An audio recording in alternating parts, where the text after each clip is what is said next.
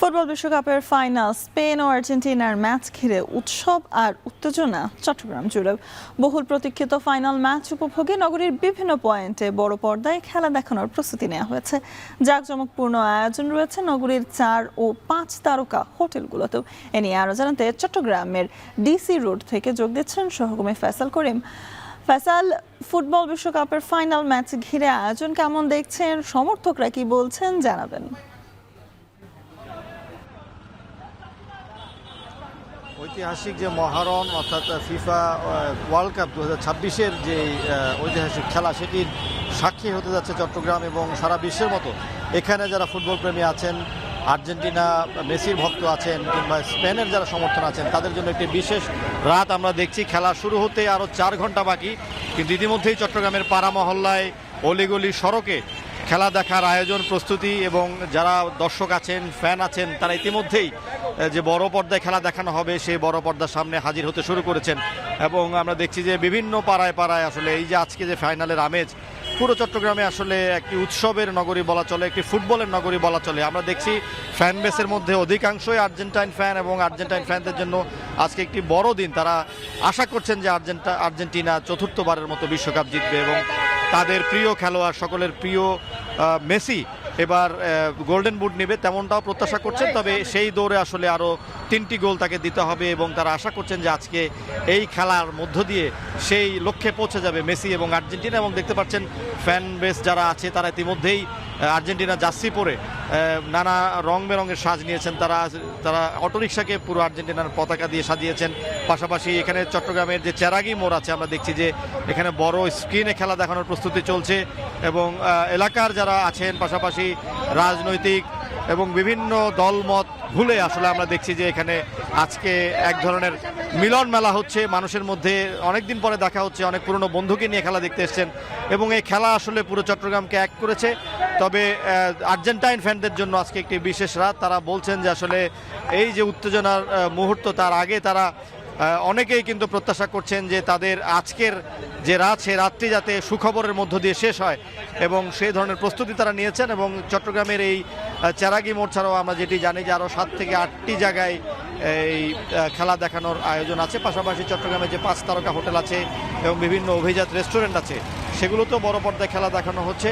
সব মিলিয়ে চট্টগ্রামবাসী আজকের এই ফাইনাল খেলা দেখার জন্য পুরোপুরি প্রস্তুত।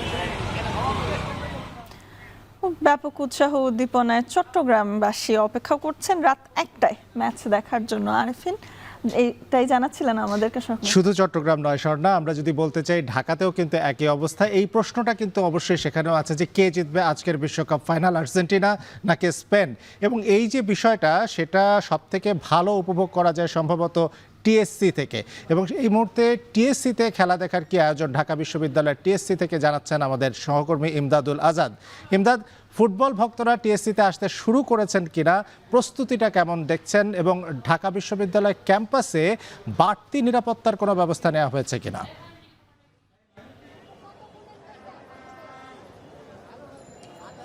আরিফিন, প্রায় 5 সপ্তাহ আগে মেক্সিকো সিটিতে এই ফুটবল এর মহোৎসব যে শুরু হয়েছিল, আজকে সেটি মেগা ফাইনালে এসে ঠেকেছে।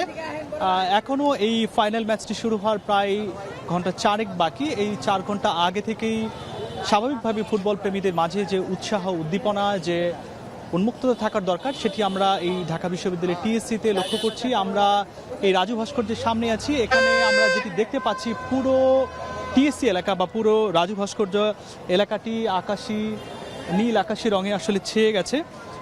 আমরা যেটা দেখতে পাচ্ছি যে আমার চারপাশের দৃশ্যটা এখানে দেখতে পাচ্ছেন যে এখানে আসলে প্রচুর সংখ্যক মানুষ ইতিমধ্যে এসেছে এবং পুরো রাজু ভাস্কর্যের পাদদেশ জুড়ে ফুটবল প্রেমীদের বলা যায় এক ধরনের ঢলই নেমেছে। আকাশি নীল জার্সি আর পতাকা হাতে দলে দলে সমর্থকরা এসে এখানে বেশ সন্ধ্যা থেকেই জড়ো হচ্ছেন এবং পুরো বিশ্বকাপ জুড়েই অন্যান্য ম্যাচগুলোর মতো টিএসসির যে জায়ান্ট স্ক্রিনে ফুটবল প্রেমীরা যে চোখ রেখেছিলেন, আজ রাতের এই যে স্বপ্নের ফাইনাল, সেই ফাইনাল খেলা দেখতে বড় পর্দার সামনে এখন থেকেই তারা এই টিএসসিতে এসে এবং ঢাকা বিশ্ববিদ্যালয়ে আরও বেশ কয়েকটি হলের মাঠে জায়ান্ট স্ক্রিনে খেলা দেখবেন, সেটি তারা দেখার জন্য অপেক্ষা করছেন। এবং এখানে যারা জড়ো হয়েছেন তাদের আড্ডা এবং কথার লড়াই অবধারিতভাবেই যে মাঠের যে আজকের সমীকরণ, সেটিও কিন্তু চলে আসছে। একদিকে আছেন আর্জেন্টাইন সমর্থকেরা, পার সমর্থক যারা এবং যারা লিওনেল মেসির হাতে আরও একটি বিশ্বকাপ দেখার স্বপ্নে বিভোর হয়ে আছেন, অন্যদিকে আছেন স্পেনের সমর্থকেরা যারা ফুটবলের যে তরুণ জাদুকর লামিনে ইয়ামাল তার হাতে নতুন একটি সাম্রাজ্য গড়ার তারা স্বপ্ন দেখছেন। এর বাইরে যারা ব্রাজিল কিংবা অন্যান্য দলের সমর্থক যারা রয়েছেন তাদের অনেকেই রাইভাল টিম হিসেবে আর্জেন্টাইনের বিপক্ষে গিয়ে স্পেনের গ্যালারিটা আসলে ভারী করছেন। ফলে রাজু ভাস্কর্যের মোড়ে মোড়ে এই উৎসবমুখর পরিবেশের পাশাপাশি এক রুদ্ধশ্বাস পরিবেশও আমরা বিরাজ করছে।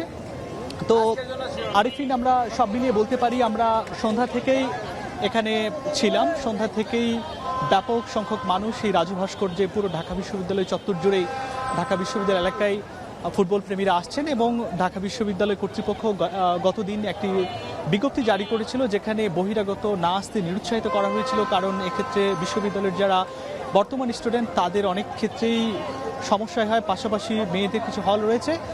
তো আরিফিন, সব মিলিয়ে আমরা বলতে পারি যে পুরো ঢাকা বিশ্ববিদ্যালয়ের টিএসসি এবং অন্যান্য হলগুলো আর্জেন্টাইন সমর্থকদের বিশেষ করে আকাশী নীল পতাকায় ছেয়ে গেছে। এই ছিল টিএসসি থেকে আমার কাছে সবশেষ। ইমদাদুল আজাদ আমাদের সঙ্গে যুক্ত হয়েছিলেন ঢাকা বিশ্ববিদ্যালয়ের টিএসসি থেকে, জানাচ্ছিলেন বিশ্বকাপ ফাইনাল দেখার প্রস্তুতির ব্যাপারে।